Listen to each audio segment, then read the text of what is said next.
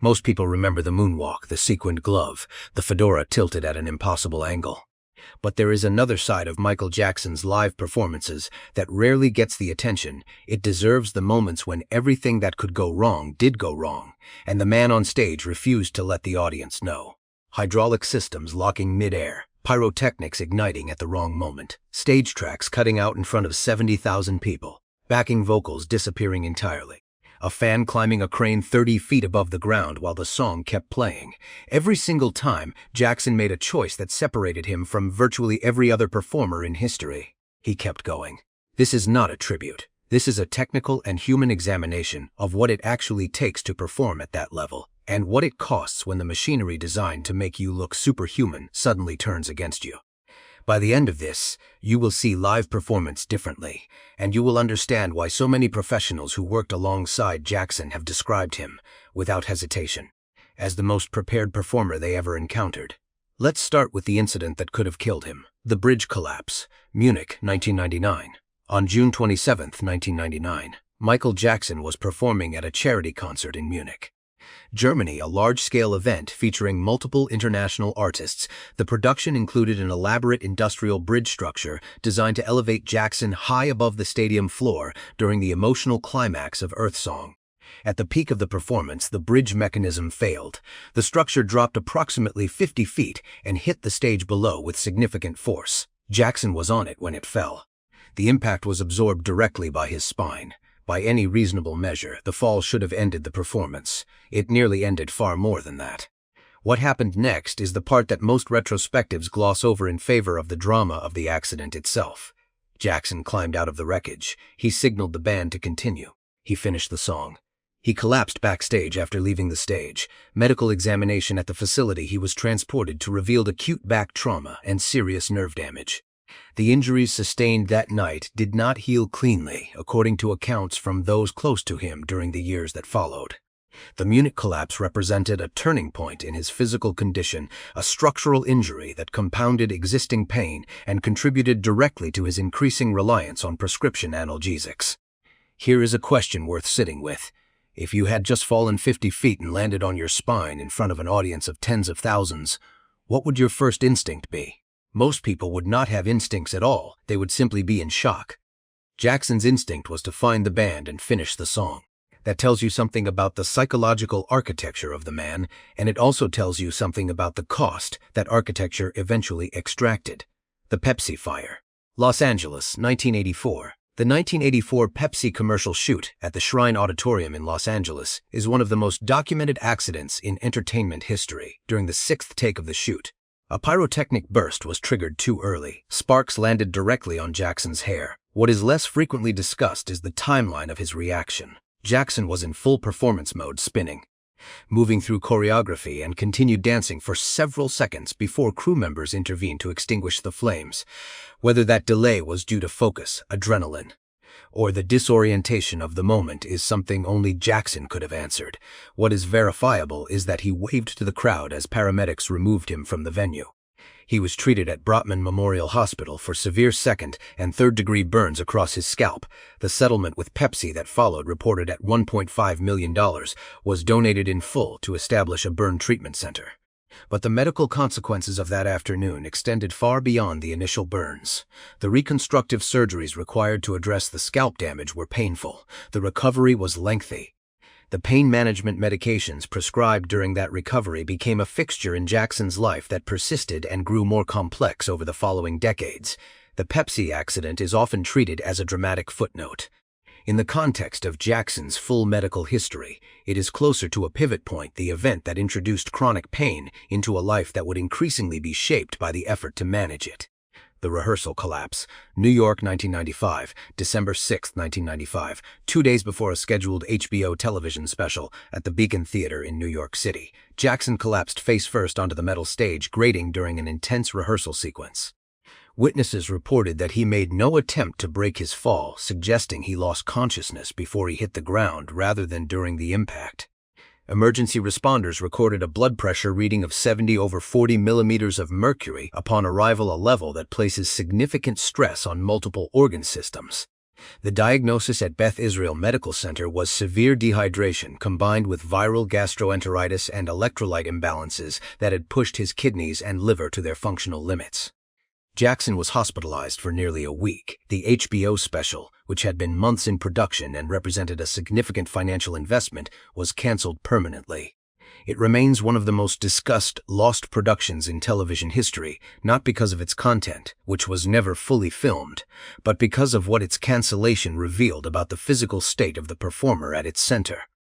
A performer at the peak of his commercial visibility was quietly operating at a physiological margin that most people around him either did not see or chose not to address. What does it say about the structure of the entertainment industry that a performer could reach that level of physical depletion before anyone intervened? The Moscow Rain. Dangerous Tour. 1993. The Luzhniki Stadium in Moscow presented a different kind of challenge, not mechanical, not medical, but environmental. Cold autumn rain had fallen on the stage before Jackson's performance.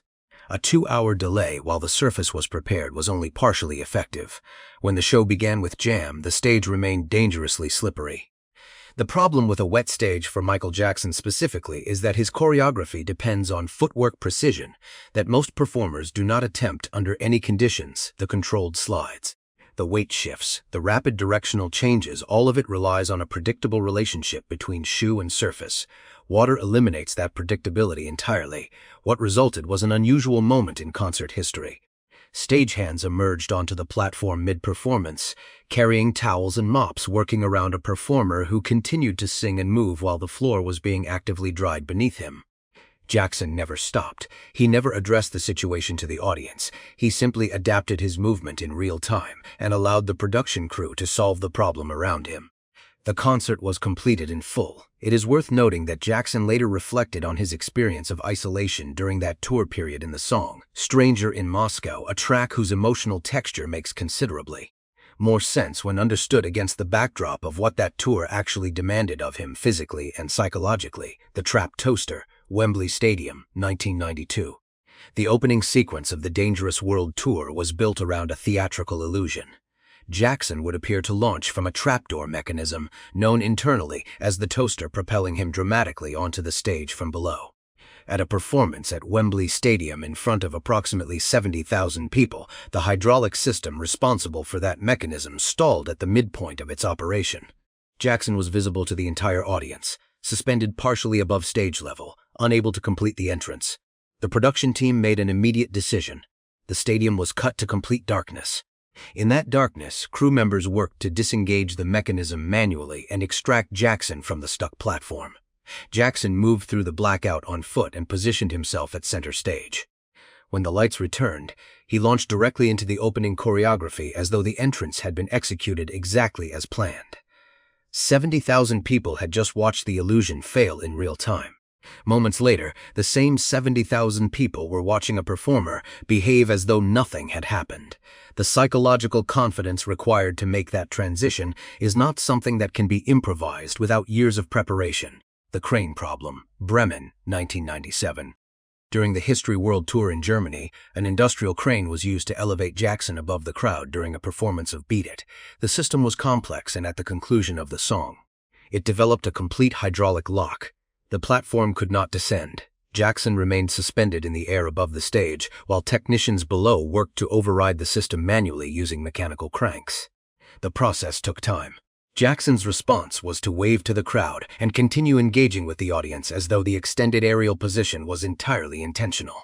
When the platform finally lowered and Jackson returned to the stage, he continued the concert without comment. From the audience's perspective, the delay may have read as a dramatic extension of the staging. The reality was a technical failure being solved under pressure while a performer maintained composure at height. The Fan on the Crane, Seoul, 1996, October 13, 1996, Olympic Stadium in Seoul, South Korea. During a performance of Earthsong, Jackson was suspended approximately 30 feet in the air on an industrial hydraulic crane. A fan in the crowd evaded security and reached the base of the crane structure. Beginning to climb it, Jackson recognized what was happening. The decision he made in the next moment is one that very few performance accounts actually examine for its practical logic. He did not call for the platform to descend. He did not stop singing. He did not alert security in a way that might have startled the fan into a sudden movement. He wrapped his arms around the fan's torso and held him securely against the structure for over 2 minutes, continuing to sing throughout until the platform could be lowered safely and security personnel could take over. The fan was removed without injury. Jackson continued the concert from the point where the interruption had occurred. Think about what that required: the ability to assess a safety situation clearly, make a correct tactical decision instantly, execute physical restraint while maintaining a vocal performance, and sustain that combination for more than 2 minutes, then return to the show.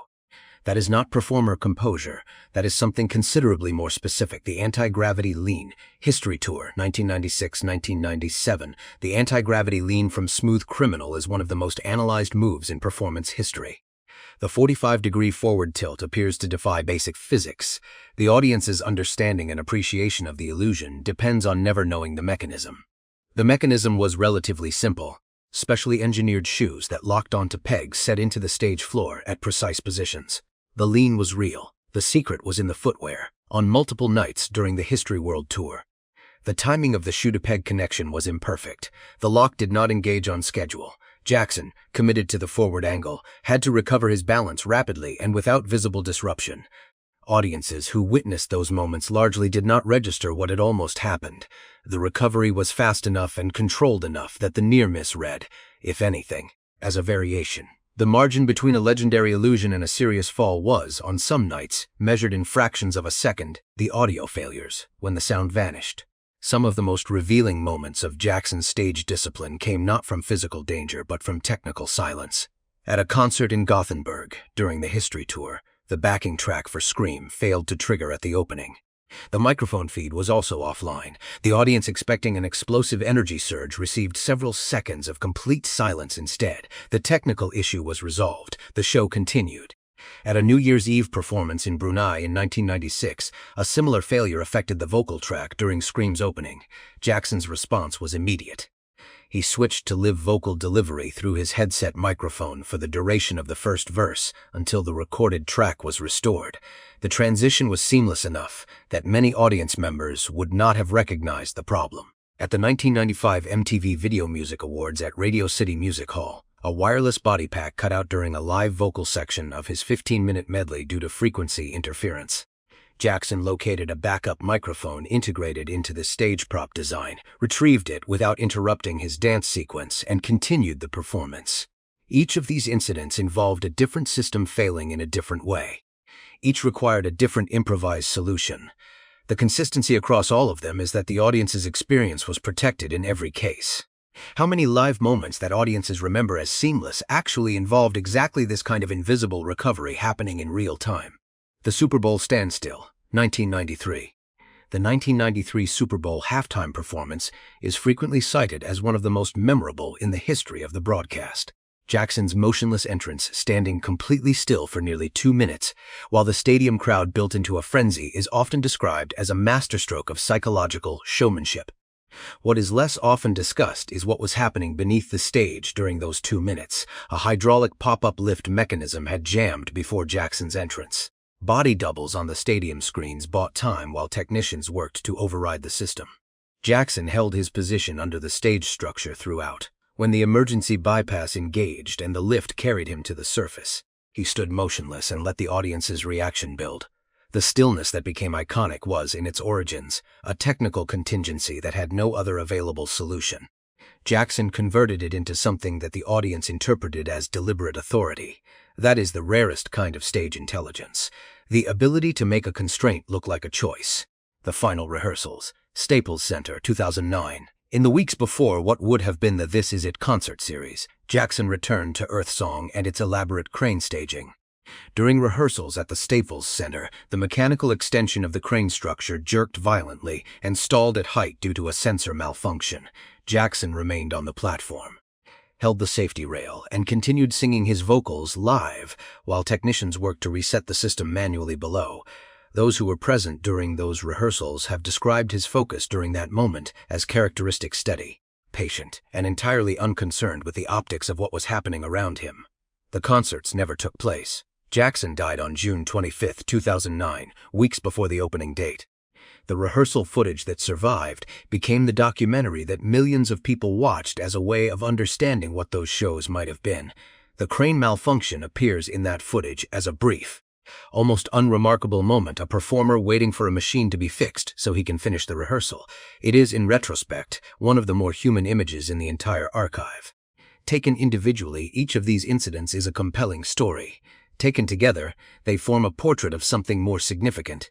Michael Jackson performed under conditions physical, mechanical, psychological, that would have ended most careers permanently. He built a methodology for live performance that accounted for failure not as an exception, but as a variable to be managed.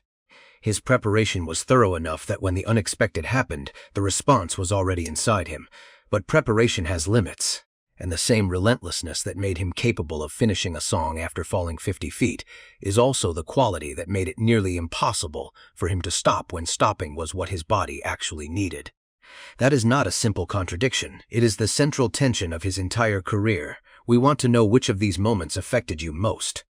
Not just as entertainment, but as a genuine reflection on what live performance at that level actually demands. Leave your answer below and explain why. These are the conversations that make a community worth being part of. Every comment here shapes what we examine next. If there is a performer whose live resilience you think belongs in a future discussion, name them. We read everything.